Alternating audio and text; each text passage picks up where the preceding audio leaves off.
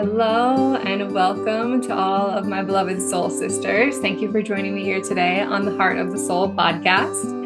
My name is Amana and I am so happy that you're here. This is a space where we explore what it means to be wild women walking upon this earth. We connect through the ancient ritual of storytelling, sharing about that which is often unseen and unspoken. It's my hope that soaking in these stories may inspire you to find your own innate knowing and center you into a more embodied and alive version of your beautiful, unique self. Today is Monday, April 28th, 2025.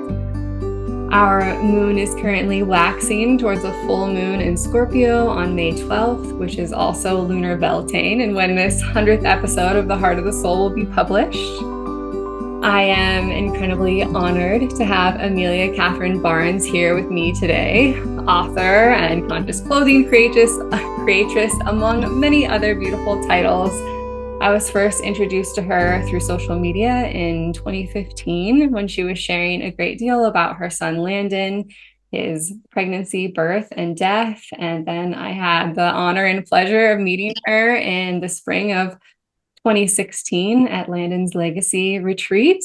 And yes, so she also is the creatress of the company Pranavita Style. And I'm wearing her pants right now, which I just love. These fleece joggers, they're amazing. And I have one of the Embrace bras on. And this is you made these before, these long sleeve, like kind of flowy shirts. I know you don't have them anymore. Yes, I still have mine and still love it. Everyone still asks for those to come back. Yeah. One of my favorites too. Maybe one day, yes. I'm in Washington State, and I would love for you, Amelia, to just take a moment and introduce yourself a little bit more and tell listeners where in the world you are. Well, thanks so much for having me, Amanda. I can't believe it's been like almost a decade since that retreat. Wow, time is flying by. So Amelia, born and raised in Winnipeg, which is right in the middle of Canada, and I connected with Amana through our losses back in my son was born and he died also in 2014, and sharing and journaling about that experience, and it connected me to a lot of people, and Amana was one of the beautiful souls that I was able to connect with at a retreat that I hosted, and it's just lovely to be here sharing, connecting again. Yes, so I thought maybe we could start today with sort of wherever the journey of motherhood and pregnancy for you begins. I know that's different for everyone. Like, were you someone who always knew you wanted to be a mom? Were you? Yeah, that's a great question. So I always knew I wanted to be a mom, but I wasn't like, I was never one of those people like, I want a whole bunch of kids. I was like, well, one or two, I guess. Like, I was kind of, I remember being equally excited as well as very like nervous as well, because having a child just completely changes your life, and I enjoyed having freedom, and it was a big shift when you're completely tethered to another being, and but I honestly love being a mom, and I think my experience with Landon really solidified how much I wanted. Like, after having him and then losing him, it was like, wow, like I really love being a mom. So it clarified that in a major way. And then my daughter was born only like a year and a half later after we lost him. And that was definitely like big part of the healing process, kind of opening my heart up to the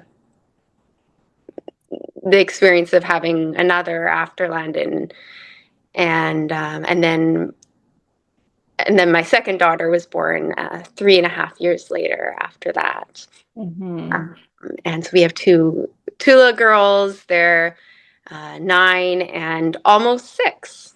Wow. Yes, I know. Yeah, pregnancy the first time and mothering and that transition is of course, like a huge rite of passage and each one after that. And I feel like for you and I both, it was, like our first baby that then died, that Mhm. layers in a complexity to the next pregnancy, or for me, it definitely did. Uh, Mhm.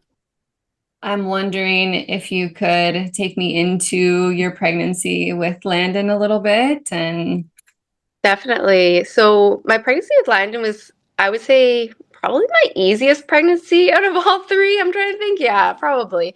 Um, I was doing a lot of yoga. I was quite active. I felt like I was able to, for the most part, keep up with my day-to-day life. I was teaching yoga at the time too, and feeling really good right up until I would say there was maybe a month, not even maybe 3 weeks before my due date. I started getting really itchy. And I was kind of like, oh, this is kind of weird. But then when I brought it up on my OB appointment, they're like, oh no, that's like pretty common. And then it kind of got pushed away. And then I brought it up again at my like kind of right up at the next appointment or whenever it was, I can't remember, like close to the due date. And then at that point, they're like, oh, like this could be cholestasis, which is ICP sometimes called. And so they did some testing. Unfortunately, that testing didn't come back, and I went into labor. And yeah, and then my son Landon, we ended up having an emergency C-section because his heart rate was not doing well. And then when the like very emergency, as in like literally within 7 minutes, I was in surgery. Like it was one of those crash C-sections, like under general anesthesia. And then yeah, when he came out, he was not breathing, and so they were able to resuscitate, but it took too long. Basically, at that point, his brain had been so severely damaged that he would never be able to live on his own. And eventually, within I think 3 days, his organs started shutting down, and we had to make the decision if we wanted to remove the life support, and we did. And then we had, surprisingly, like they had told us he would probably pass within, minutes to like not even an hour.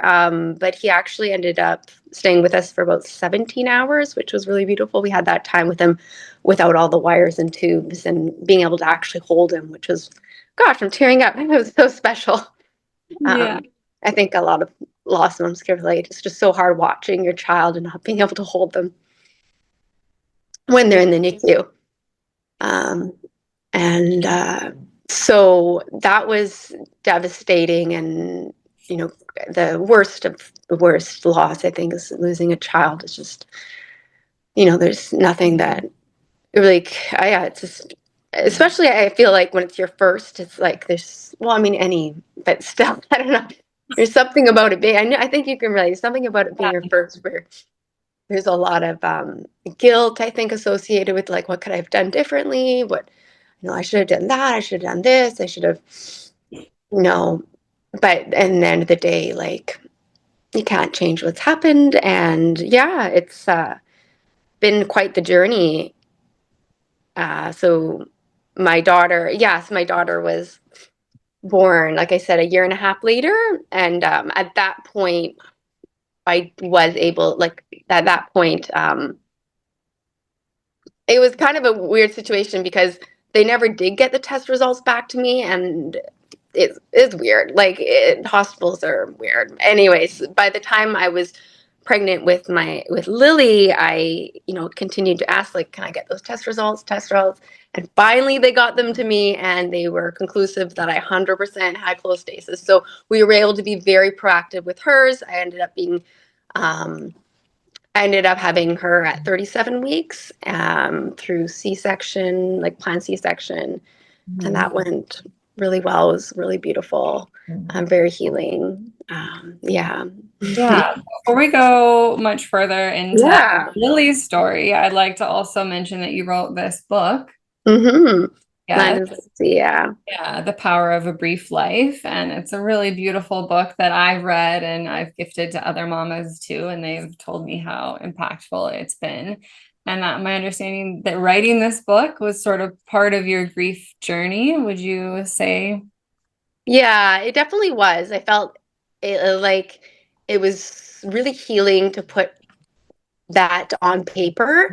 And funny thing, I was just thinking about this other day, how sort of after I put it out there, I kind of left it. I didn't really do anything with it to like promote it or to, I didn't really talk about it much after that because it felt like it had kind of, I'd completed what I was supposed to do. And at that point, I'm like, well, like, hopefully people find it. And if they, and I think I still hear from people who have, come across it or a lot of people refer it to a friend, or someone they know who has experienced a loss and things like that. And, um, but yeah, it was definitely like a very big part of my personal healing was that writing, and the book itself is kind of drawing on my day-to-day like journal entries, and then when I ended up writing it, I kind of flushed it out more. But yeah, it's very much like my experiences in that time, in that moment, and how I was like coping and processing. I really should read it because it's funny because I haven't since I wrote it. Yeah. It's kind of scary because I know it's going to be so emotional, but I think I will at some point soon, maybe on his birthday this year. Yeah, yeah. Mhm. Grief is so it's yeah, complex and personal. And I'm curious if I don't know if I've ever asked you, like, was his death kind of your initiation into the realm of death and grief, or had you experienced another big death or grief before that that you'd walked? Yeah, I would say so. Like that, he was the first close person that I Yeah. lost, like somebody who was like part of my immediate Mhm. family, I guess. Um, Yeah, I feel like yeah, that was hard. that's big. Yeah, and then my dad passed away almost 3 years ago now, so Mm. that would have been my like yeah, the next kind of. But yeah, I've been fortunate that I have not had tremendous amount of loss in my life, which is like, I mean, I guess it is a lot to lose your child and your dad, but it's so funny. But I mean, I feel like, people, you lose people, it's Yeah. part of life, right? Tomorrow's not guaranteed to anyone, and yeah, Yeah. death comes. Yeah, for me, when I was going through the experience of Hartley, it was so impactful to find other women like you sharing their stories out there. It makes me want to like tearful just talking about it. Hmm. I felt, and I hear from a lot of women that I work with too, that they just feel so alone, especially like right in those first days, and they don't know where to look. And most women don't seek out stories about babies dying and Hmm. what's happened to them. Hmm. That is so true. And it was kind of interesting how the timing kind of aligned with like the advent of social media. This was this weird way. Like that wasn't a thing. Like people didn't like connect over Instagram about their lost babies before. Literally, like that would have been, I mean, it was only 2014, right? Like I think I got on Instagram maybe a year earlier than that.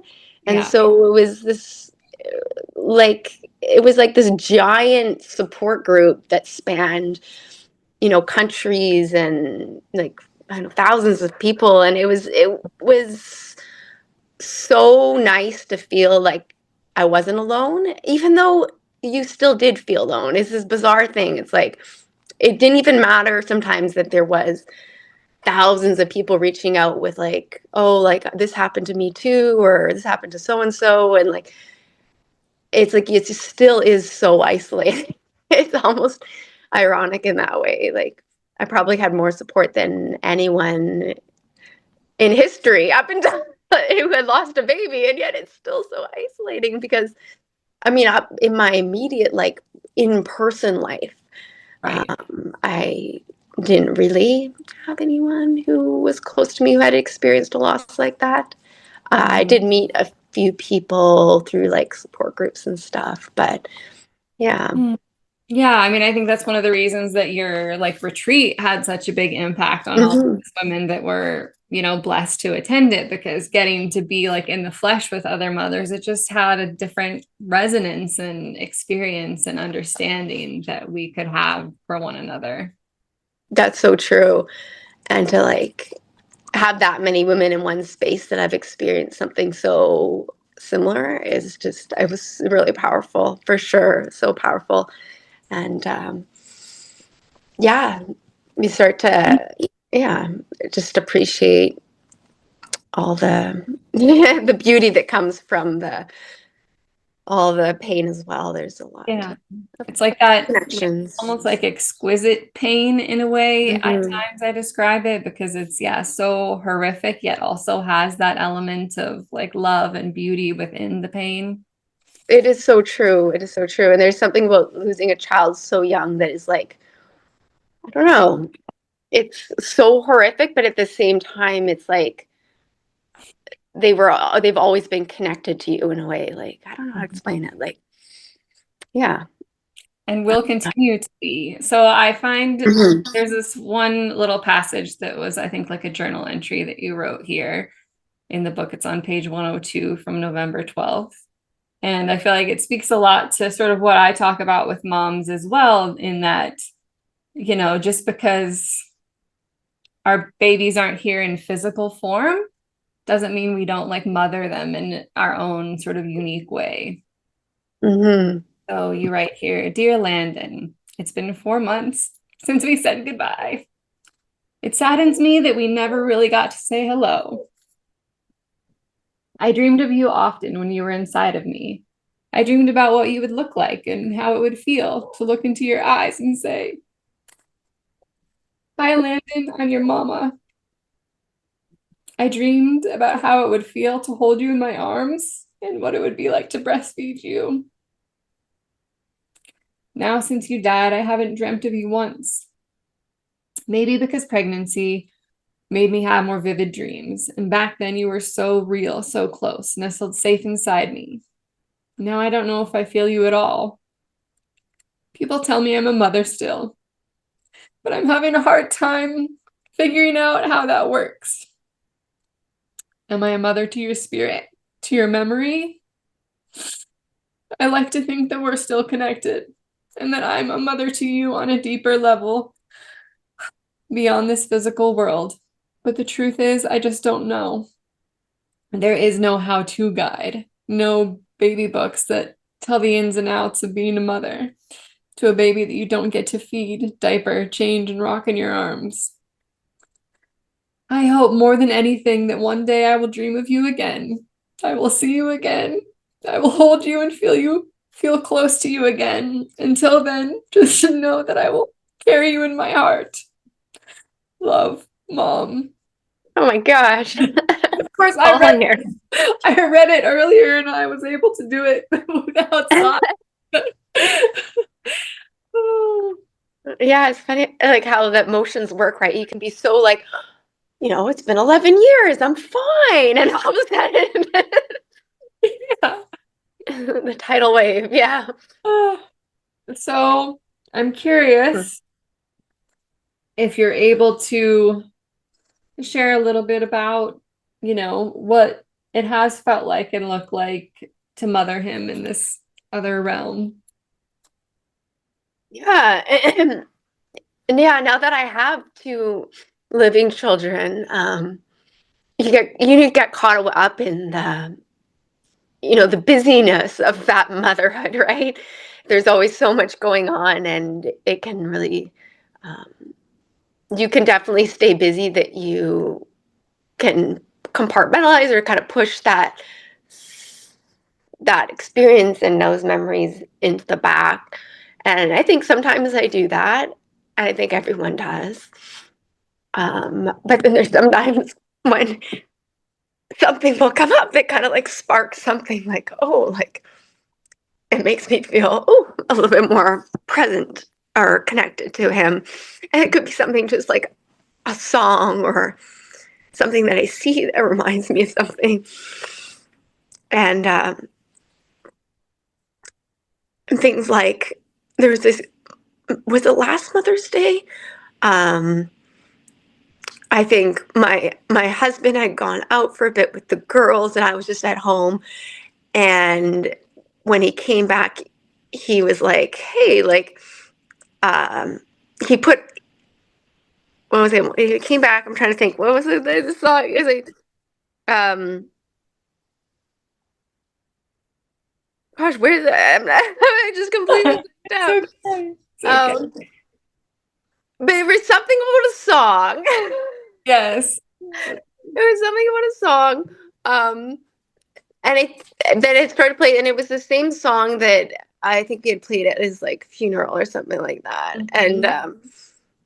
And now I can't remember. It's such a good story, and now my brain Oh, just completely maybe like. it's But it was okay. something about a song and how we both heard the same song, and then we both were like thinking about him, and then there was this like connection, and it was cool. But anyway, it Yeah, was way better when I if I could that's remember the okay. full story.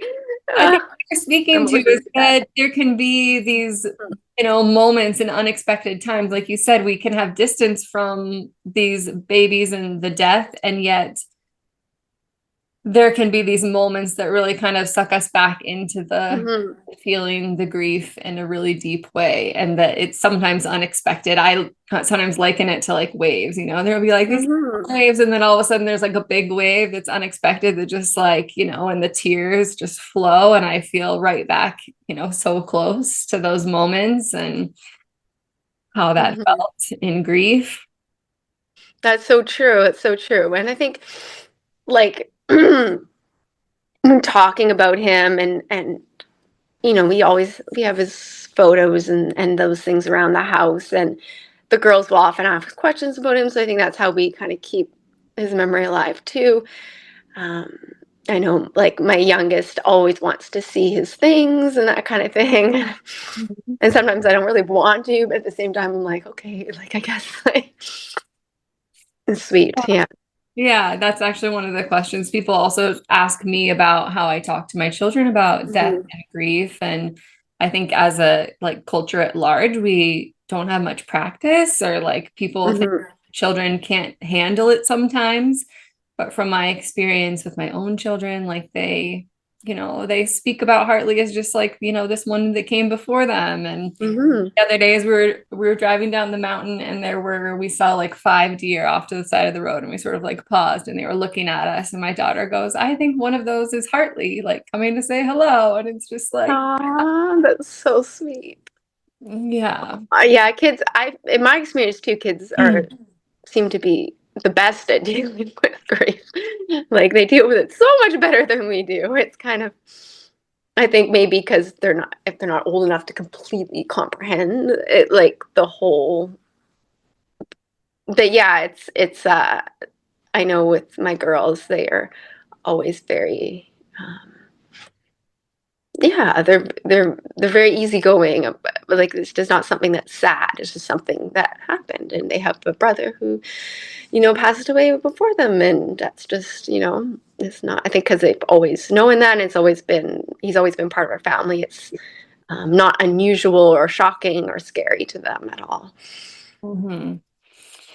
So, would you mind if we sort of go back to, you spoke a little bit about Lily's pregnancy, but was that a like conscious readiness to become pregnant, or did she just come in and Yeah, it was actually. Trying to remember now. I don't know if I even wrote about it much in my book, but I remember. Like I remember initially after you lose a baby, there's this urge to like get pregnant right away. I think often because you I have feel to like like fill that void. it's one or the other. Either I felt Hmm. that same way, and then I've also spoken to moms Yeah, who just like never want to be pregnant. exactly. And I kind of had both because I think initial reaction was that, and then after that reaction, it was like, no way, I'm never doing this again. Like that's like not happening. Like way too much risk, way too much stress. Like and so it took a while before I was like, okay, I think that I could handle another pregnancy at this point. And then Yeah, and for whatever reason, I just got pregnant so fast. Like it's ridiculous. I've only ever tried 3 times, and I got pregnant every time. So it's just like, what the hell?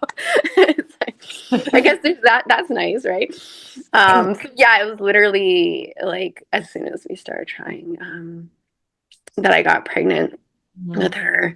And I kind of didn't think it would be that fast at all. Um, I might have, I don't even think I got my period back at that point. Like it was weird. Yeah. Yeah, I don't think I had. So yeah, I definitely didn't think it would be that fast. Yeah.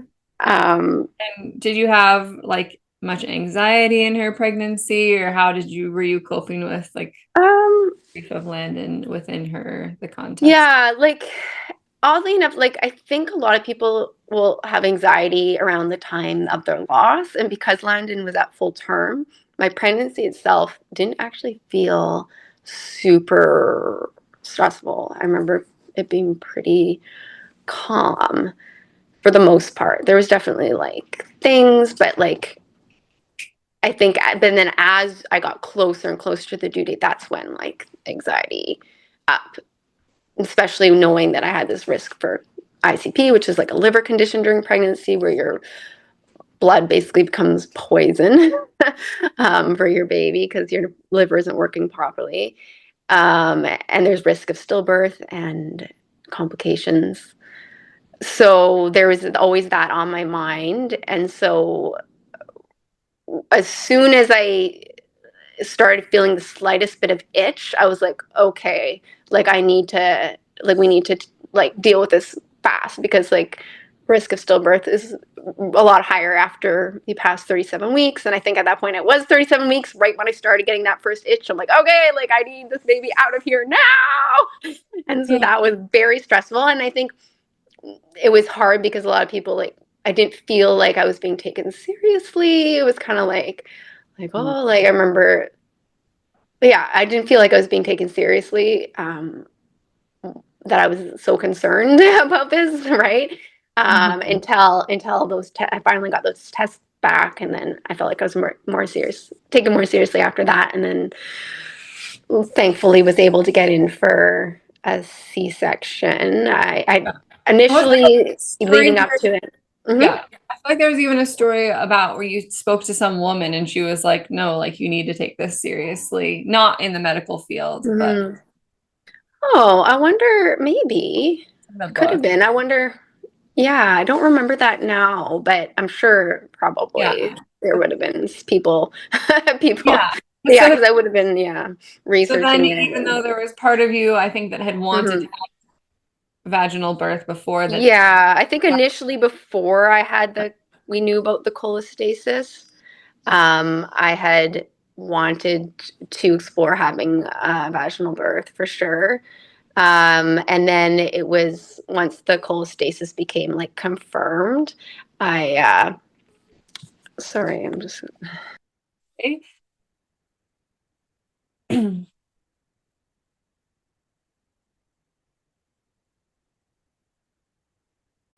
I was hoping to have, oh, so I was hoping to have a vaginal birth up until basically became confirmed that I had had cholestasis with Landon, and that obviously with the itching coming back, then I didn't even want to wait for the test results this time because that's last time it didn't go so well. So I was like, no, I'm not waiting. They wanted to wait for the test results. I'm like, no, like I know I have it. Like it's the Yeah. exact same symptoms. Like I clearly had it last time. Like I'm not waiting. So I finally pushed enough that they were like, okay, we can schedule in Yeah. So for a you really had to C-section. advocate for yourself and for your baby for that. Yeah, and then because I had had a C-section, like induction wasn't really on the table, especially with what happened, like especially with the complications last time. So unfortunately, I was like, okay, I guess give me another C-section. And it honestly, that C-section wasn't so bad. Like, I felt the recovery was actually was pretty good. And you weren't under general anesthesia for that. No, that was just yeah, and it was beautiful. Like I got to well, no, I didn't get to hold her right away because she had some breathing difficulty, but I got to hold her within like an hour or two, which was great. And then with my third, with Ava, um, she was also a scheduled section, and for her, she was the first baby I got to hold right away. So that was really beautiful, and she got to come right up on my chest, and I never let her go after that. It was that was beautiful. So yeah, um, the third C-section though was a much harder recovery. Unfortunately, that's how it kind of goes. Yeah. So it's definitely no kids after this. I remember you making or talking about your uterine lining being really thin, your uterus near the end of, I think. That's what the doc has said. So yeah, whatever that he was kind of seemed concerned about it while he was taking the baby out of me. So I was like, yeah, I'm not gonna roll this dice anymore. And Yeah. I also had a lot of scar tissue, which Mm. they spent like 2 hours cutting out during that third C-section. And I don't know if that's normal or not, but oh my God, did that make the recovery like 1,000 times harder? Like it really wasn't until last year that I started to feel like actually back to normal. That's like a lot of years. That's like 5 years. Yeah. Yes. Okay. So then when you had Lily first, I know, well, at least for myself, I experienced some like almost grief imagining like what could have, would have been. Like Hmm. you experienced that in mothering. And I know that you also like donated your breast milk with Landon, and then with Lily, you were getting to breastfeed. Can you Hmm. share a little bit more about? Yeah, no, it's definitely, it's like you're so in love with this baby that you have in your arms, and then you just can't help thinking like, oh, like you missed out on all of that with your other baby. That's really hard for sure. And I still like, oh, like, you know, wishing to know like what he would look like and how it would be, and just, and also the grief of like not being able to be a boy mom, like, I mean, I absolutely love being a girl mom, but there's something about like, oh, what would my son be like? Yeah. It's hard. Yeah, definitely. Mhm. But yeah, it's yeah, and even I still even like I had these like weird fantasies about like having another child and having like you know what I mean? Like even though I'm not going to, there's still that like it's hard because like it wouldn't matter however many kids I could have, I would never replace him, but at the same time it's like it feels like someone's missing. Yes. And maybe I wonder if that's, like you're saying, it would probably always feel that way, no matter how many other kids you have. Hmm. Because in some sense, he's missing in a way from your earthly Hmm. realm, even though you connect with him in other ways. Yeah, exactly. You're totally right. Like I could have a boy look just like him and it would still wouldn't be him, like. So it's Yeah. yeah. What do you But feel like helped you most in those times? Are there anything that sticks out to you? uh, what helped me most? Yeah, in like grief and in mothering, are Grief. there things that Hmm. feel like you wish you had known earlier that you would speak to a mom going through it now? Hmm. Yeah, I think some of the advice that I held on to was moms that like had been through this and they would say, it seems like you'll never get through this, but like you will. You just have to kind of trust the process and you'll come out the other side and things will eventually get easier. Because excuse me, there are times when you feel like it's not getting easier, it's getting harder. And it can be scary because, like, oh my God, are things ever going to get easier? And so I think, yeah, just knowing that over time, like your life just gets bigger and the grief gets smaller, I guess. Yeah. Yeah, it can feel so, I remember feeling that way too, like just so consumed by it and like couldn't even Hmm. imagine the possibility of it, being better, feeling Hmm. ecstatic and happy. And then Yeah.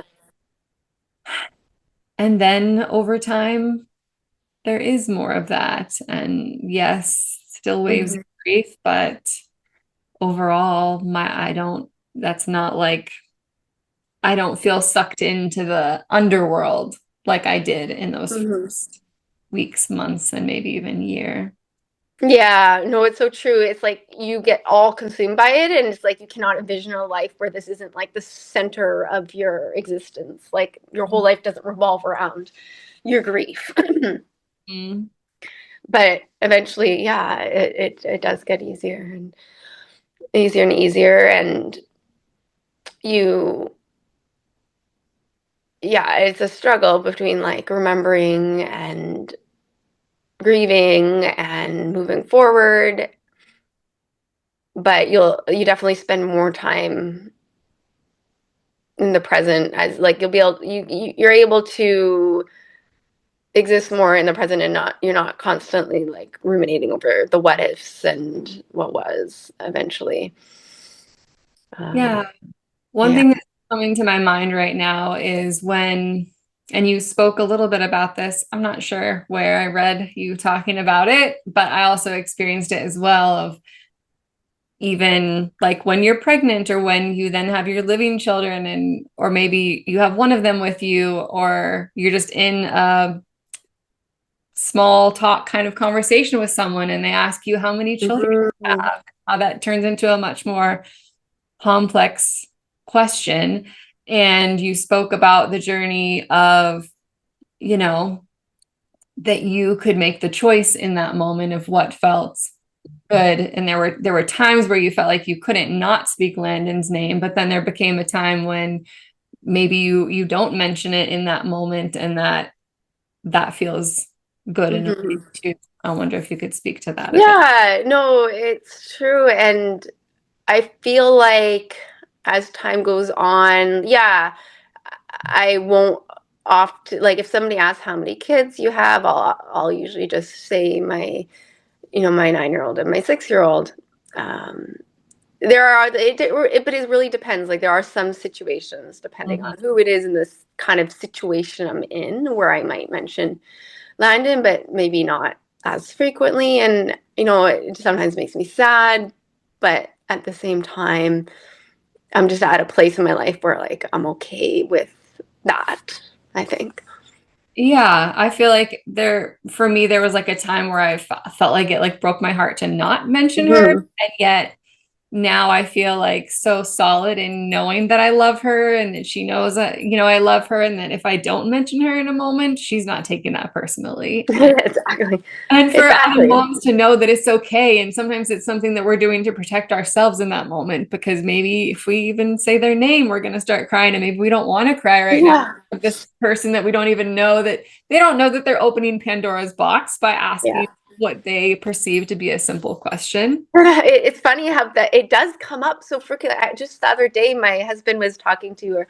We're selling a home, that our first home, and I planted an apple tree for Landon, and it's grown quite a bit. It's quite large now. It's been 11 years now.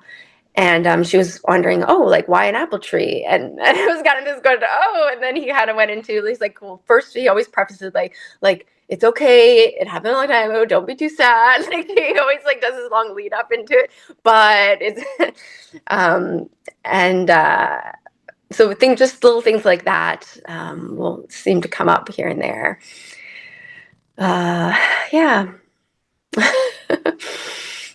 I wonder if for you also, so for me, those those like landmark dates like in the first year and maybe even a couple years after that felt very like important and impactful, like when her like due date was and when she was born and when she died, and Mhm.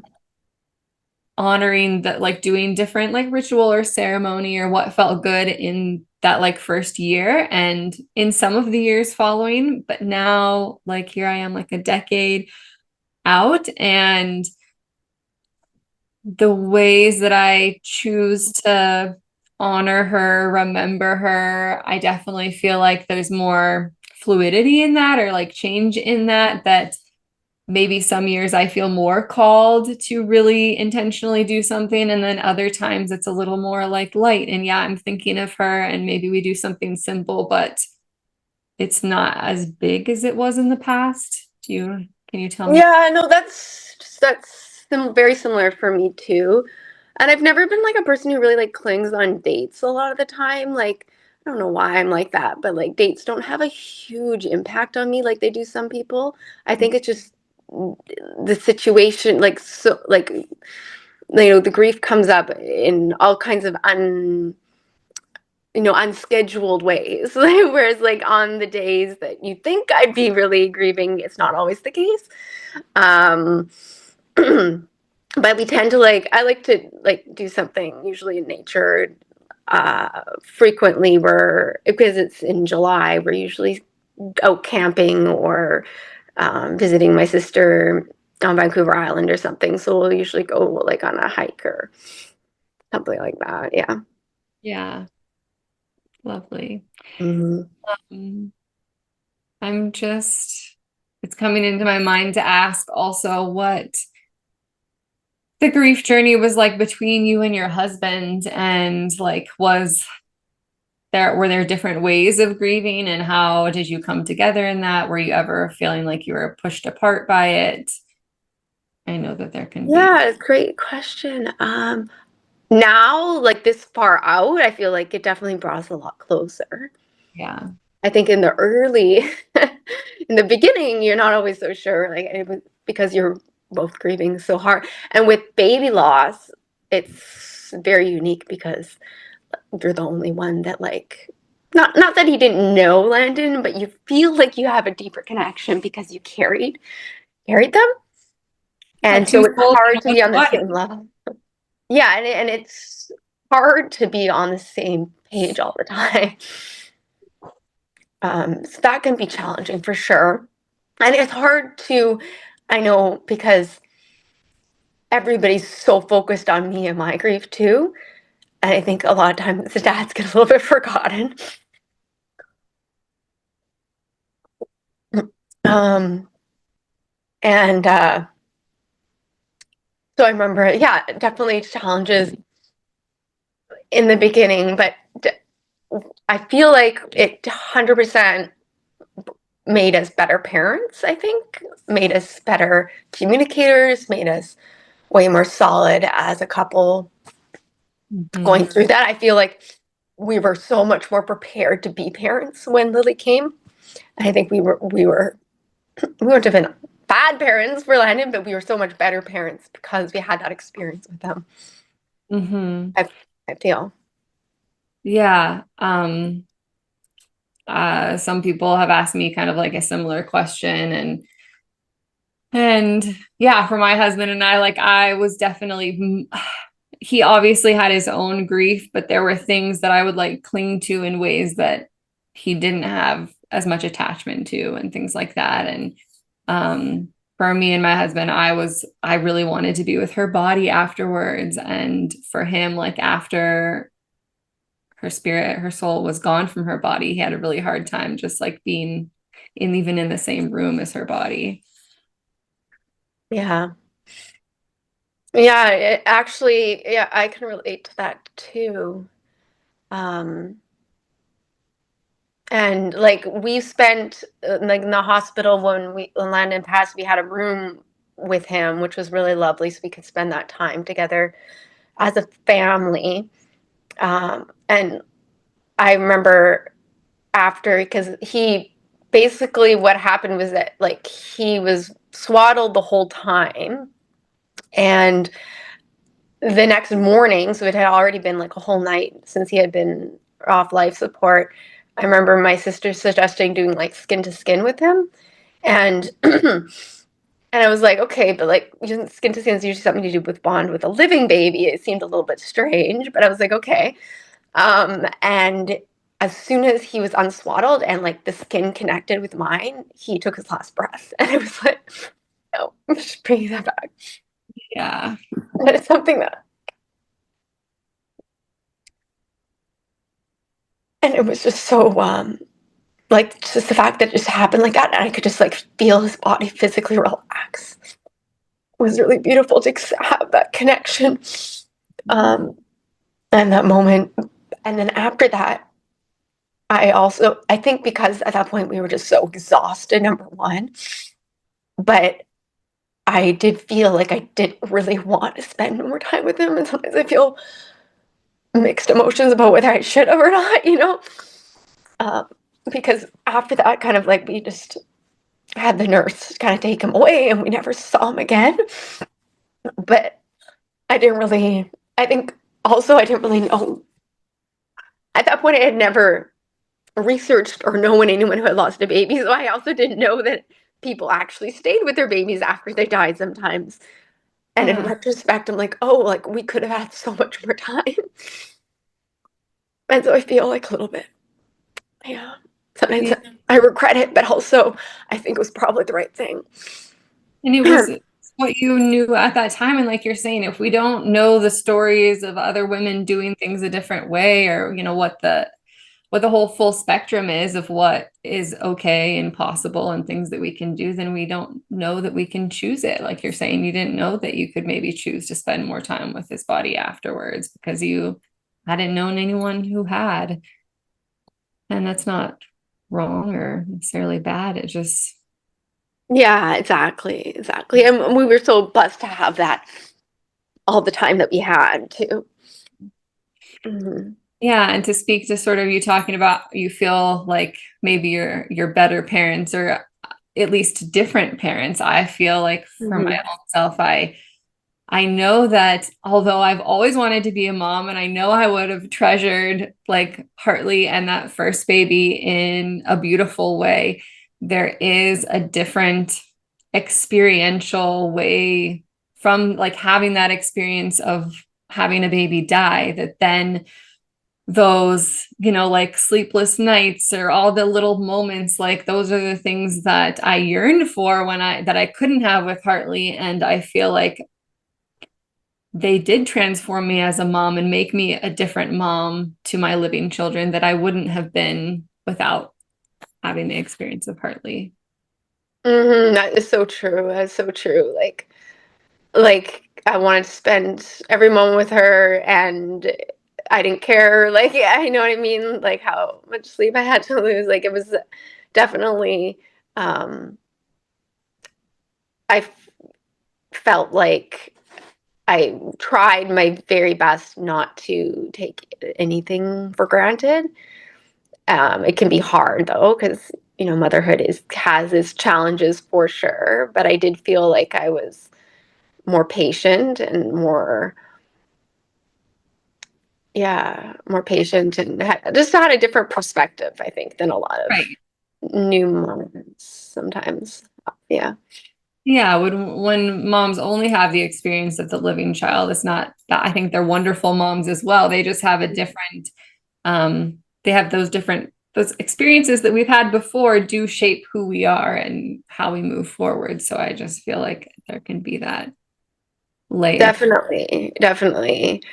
And there's also like it's a double-edged sword because sometimes you do take things for granted, and you do you're having a hard time, and then you can sometimes feel guilty. But I think for Mhm. the part, yeah. Yeah, or even like once I did have my living son Odin, and then having like him, then I also sometimes in that like sleep deprivation where he woke up like every 40 minutes for the first almost year of his life. It was like Gosh, that's I was I like don't know if I could.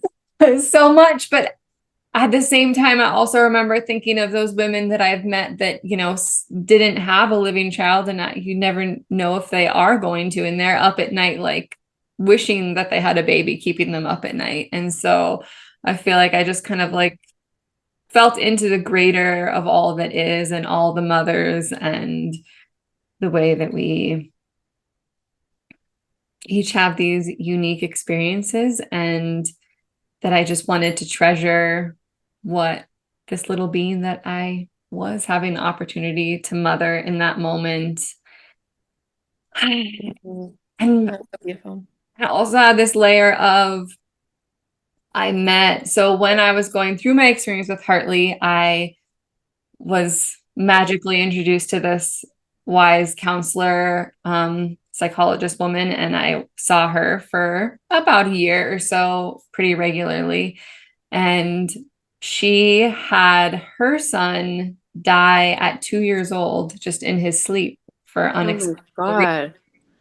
So I also have that like knowing not through experience, but just through the realm of stories and possibility that just because I have this baby that is alive with me here now, it also doesn't mean that. Mm-hmm. And and at the same time, it's not like I want to go through life focused on fear and like that's not what I've done and not wanting my kids to experience things, but it just sometimes having death present also brings about in a bigger way the just like how precious life itself is and each day and each moment Mm-hmm. and a gift. Yeah, it's that sometimes if we don't acknowledge or like connect with death, we can really like you just don't really live life as fully or as with as much gratitude, perhaps. Because yeah, like, and I even now I do often find myself taking for granted like my children have to always, this having conversations like this are such a lovely reminder. Like, oh my goodness, I'm so lucky, so lucky, and uh, yeah. Well, I know we're coming close to our close, but I would love if you could tell me what does the word soul mean to you, or what does that, how would you define soul? Hmm. I think it's that piece of you that is like I say connected to stillness, or that you connect with when you find that like peace within you. And I feel like sometimes like you can also feel like a soul connection, I think, with other people as well. And it's that piece that's the piece that's not the physical, and you can't really explain it in a good way. You just feel it. It's kind of hard. I'm struggling with that one.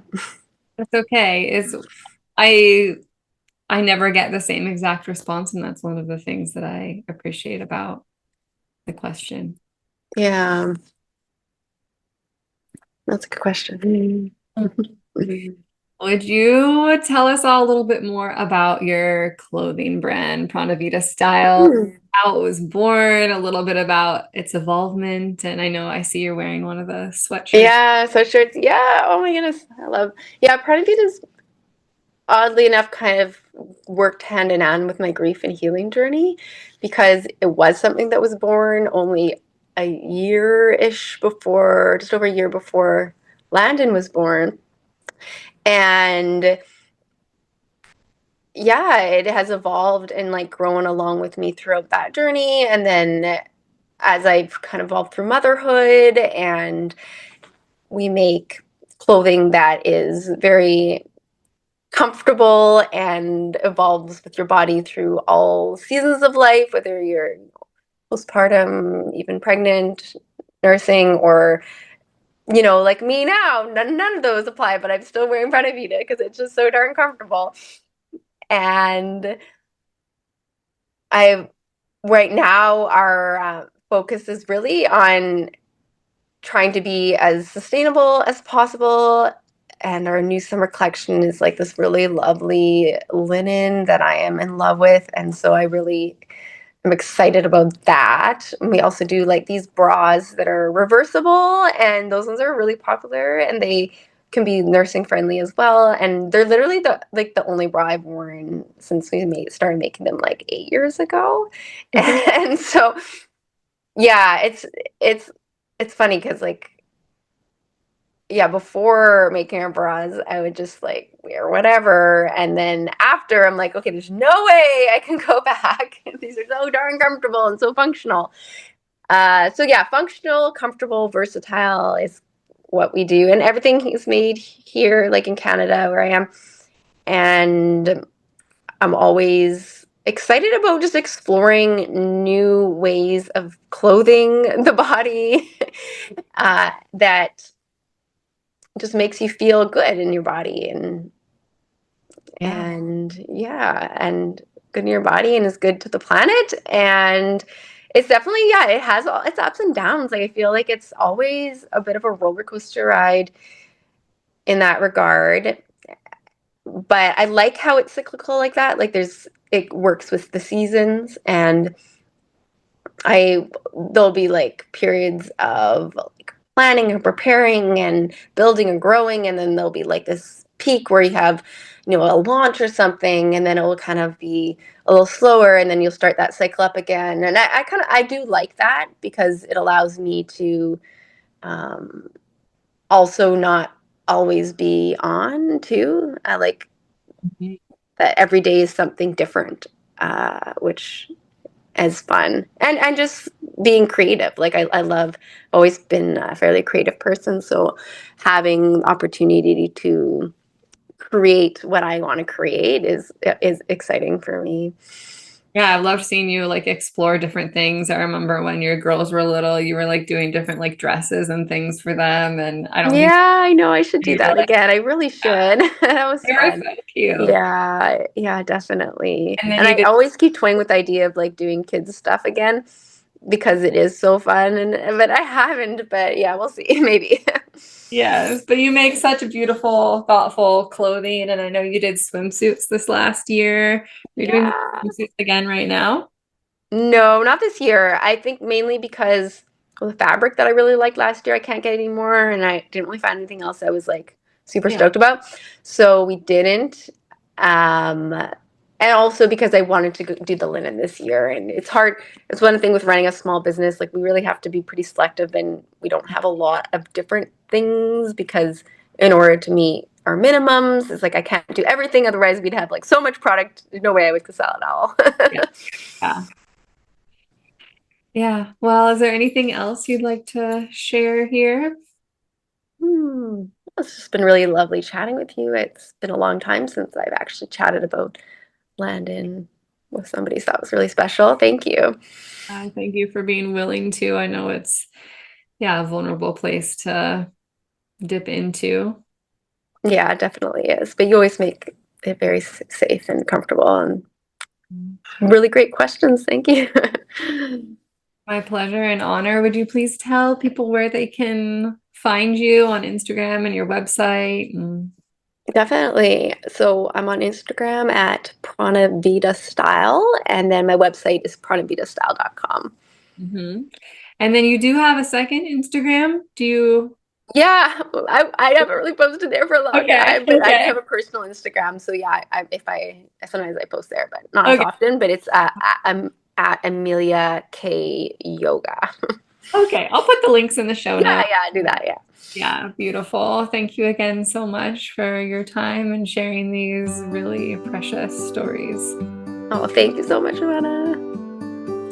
Thank you. Thank you for tuning in and choosing to spend time with me today. I hope that you enjoyed this episode of The Heart of the Soul. I would truly appreciate if you might choose to leave a rating, review, or share the show with someone that you know. You can support this podcast by donating to it using the PayPal or Venmo links. If you have stories that you would like to share on The Heart of the Soul, please send me an email through my website. I would love to hear from you. If you would like to work with me, I have both one-on-one and group offerings online and in person. Find out more on my website, birthingnova.love. If you're listening on Spotify, you can now even send me a voice message.